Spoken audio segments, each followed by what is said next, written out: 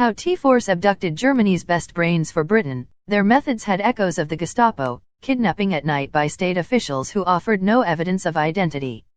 Recently declassified secret documents reveal how at the end of the Second World War an elite British unit abducted hundreds of German scientists and technicians and put them to work at government ministries and private firms in the UK. The program was designed to loot the defeated country's intellectual assets, impeding its ability to compete while giving a boost to British business.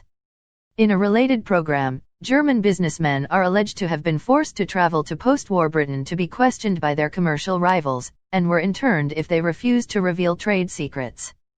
The economic warfare programs are detailed in batches of Foreign Office files, marked top secret, many of which lay unseen at the National Archives at Kew until discovered by The Guardian. The files detail the way in which the scramble to uncover the Nazis' military secrets during the dying days of the conflict in Europe, to assist the continuing war effort in the Far East, turned rapidly to an early Cold War campaign to prevent Germany's scientific and industrial assets falling into Soviet hands. This, in turn, offered the British government an opportunity to exploit the scientific and technical know-how of the defeated nation, with scientists being regarded as a form of human booty who could help give the UK an economic and commercial edge. While it has long been known that German scientists and technicians worked in the US and Britain after the war, it has generally been assumed they were all volunteers, lured by the promise of good pay and accommodation. However, the declassified papers make clear that for more than 2 years after the cessation of hostilities, the British authorities were subjecting them to a program of enforced evacuation. One memo found at Kew, written in August 1946 by a senior civil servant working with the British military government in northern Germany, makes clear how this program worked. Usually an NCO arrives without notice at the house or office of the German and warns that he will be required.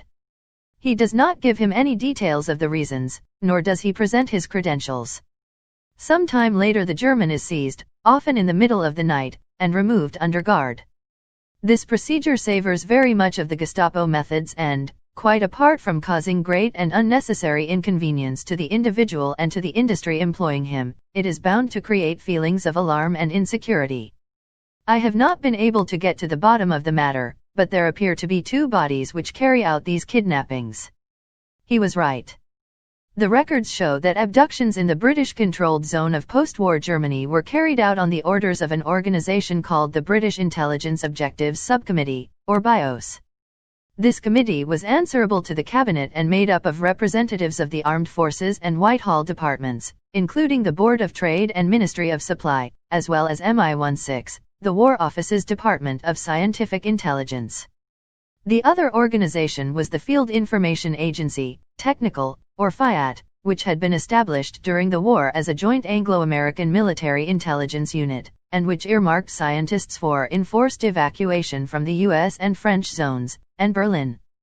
The papers even record how 50 scientists were rounded up from their homes in Magdeburg in the Russian zone in June 1945, with many complaining over the loss of their homes, jobs, and pensions. BIOS and FIAT both had offices in the same anonymous-looking Victorian townhouse off Baker Street in London, from where investigators would be dispatched to search among the rubble of the shattered nation.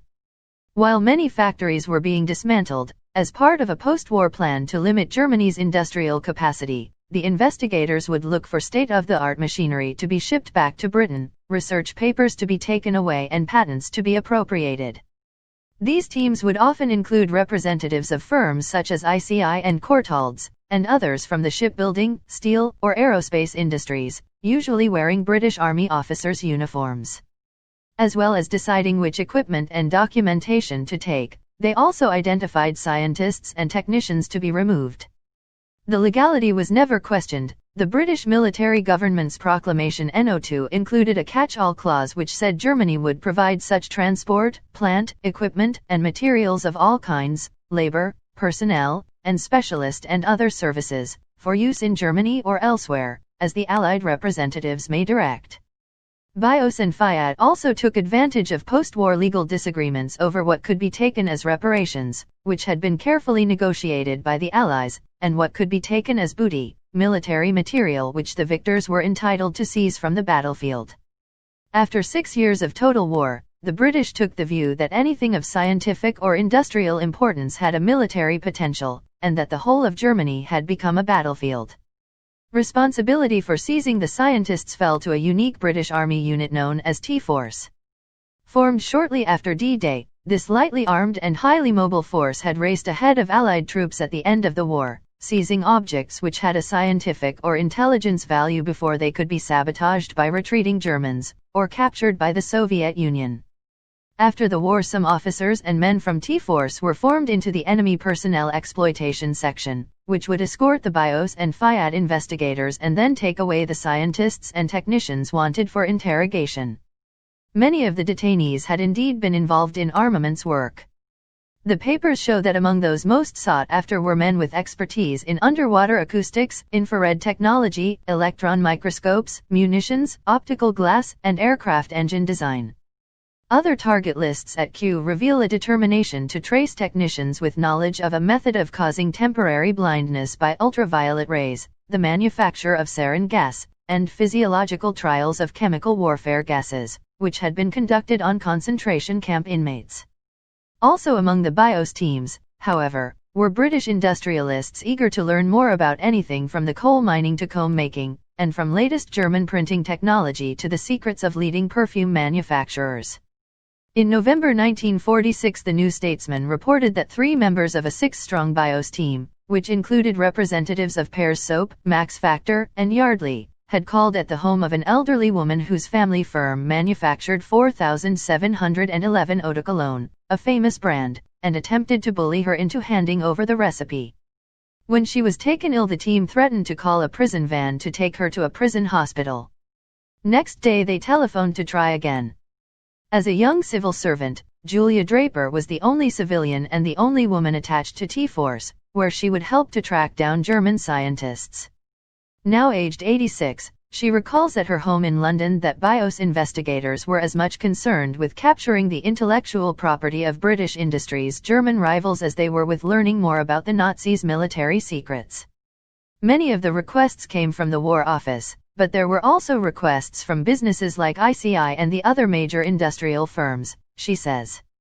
Some of these scientists were remarkably important people in their field, and there was a lot we could learn from them. She recalls scientists being detained and sent to Britain against their will. There were things of that nature. T-Force was a very, very strange organization to be in.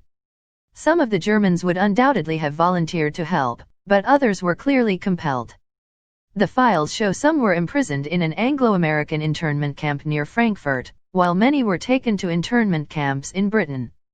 After interrogation, which could last months, they were either returned to Germany or put to work with government ministries or British firms. It is unclear exactly how many men fell prey to this program. In July 1946, military government officials told the Foreign Office they estimated there were 1,500 scientists who should forcibly be evacuated, 500 of them in the British zone. The proposed long-term policy is to remove as soon as possible from Germany, whether they are willing to go or not. Minutes of a BIOS meeting 3 months later quote one official as saying the organization could not deal with more than 600. The civil servant who complained of the kidnappings and Gestapo methods wrote that he knew of 7 scientists from one 𝗖𝗆𝗱𝗶𝗶𝗁𝗱 chemical plant who had been abducted in the previous 2 months. Those who were put to work in Britain were paid, with BIOS agreeing that each scientist would receive 15 shillings a week to cover expenses. Initially, however, no provision was made for wives and children left behind. In May 1946, the British military government urged BIOS to make payments to dependants, as cases of extreme hardship have previously occurred through Germans being removed to the UK for interrogation. FIAT was also concerned about this, but wanted the government to provide the funds. Several families are completely destitute, FIAT warned, adding that this is likely to have very effect on cooperation of other German scientists and technicians. By October of that year, some U.S. Army officers were refusing to allow T-Force to remove scientists from the American zone unless they provided payments in advance. The following month came the British response: each wife and child would be provided with heavy workers' rations, and each family would receive 250 kilograms of coal a month. Scientists were not the sole targets. The papers disclose brief details about Operation Bottleneck, which aimed to extract business information. In January 1947, Erich Klabunda, head of the German Journalists' Union, complained about how this was being achieved. A British official in Hamburg reported to headquarters that Klabunda told a public meeting, an English manufacturer would name his German counterpart and competitor and invite him to England. Whether the man comes voluntarily or not is questionable. They then discuss business and the German is gently persuaded to reveal secrets of his trade. When he refuses, he is kept in polite internment until he gets so tired of not being allowed to return to his family that he tells the Englishman what he wants to know. Thus for about £6 a day the English businessman gains the deepest secrets of Germany's economic life. The rationale for this had been set out by Herbert Morrison, Lord President of the Council, who told the Prime Minister, Clement Attlee, "It is most important at this formative stage to start shaping the German economy in the way which will best assist our own economic plans and will run the least risk of it developing into an unnecessarily awkward competitor." The British were not alone in trying to secure commercial advantage from Germany's scientists. Countless numbers had also been snatched by the Russians. The French used a different approach, luring skilled workers with lucrative contracts, and the Americans offered U.S. citizenship to those they wanted most, including Wernher von Braun, who had headed the V-2 rocket program and went on to be chief architect of the Saturn V rocket which propelled the U.S. to the moon. While the Foreign Office warned against bringing scientists with politically undesirable backgrounds to the UK, the papers show little evidence of industry being concerned about the employment of Nazis. By early 1947 the Foreign Office, exasperated at the way in which the looting of German industry, by all four occupying powers, was impeding the country's reconstruction, secured an agreement that it would cease. Accordingly, the British were expected to stop abducting scientists, and the military government sent a telegram to T-Force ordering that all industrial and technical investigations will be terminated by 30 June 1947. There was no intention of allowing these scientists to do as they pleased, however, as some may have chosen to work for the Soviets.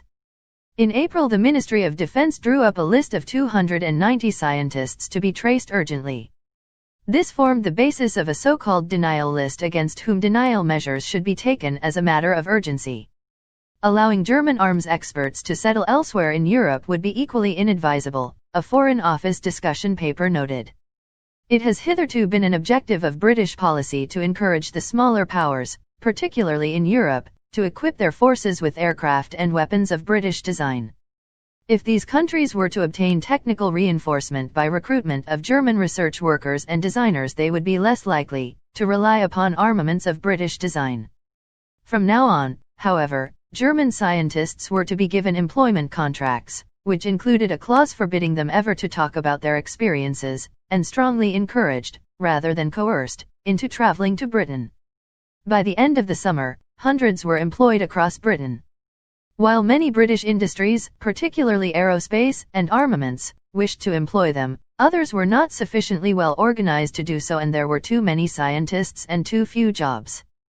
The government sent a few to Canada and Australia, and then appears to have concluded that they should go anywhere, except Russia or Europe. It must have been in some desperation that Ernest Bevin, the Foreign Secretary, suggested to the Cabinet Defense Committee, would it not, for example, be possible to carry out some fundamental research in Kenya? Beneficiaries British industrialists were eager to learn as much as they could from Germany, from the mining of coal to the making of perfume. According to the National Archives, companies that employed German scientists and technicians immediately after the Second World War included ICI, the chemicals giant; Courtaulds, the manufacturer of fabric, clothing, and artificial fibers; Pears, the soap and cosmetics company; Yardley, the maker of fragrances and toiletries; Coal Oil Development, a company based in Swansea; BS8 Tools, the Birmingham machine tool maker.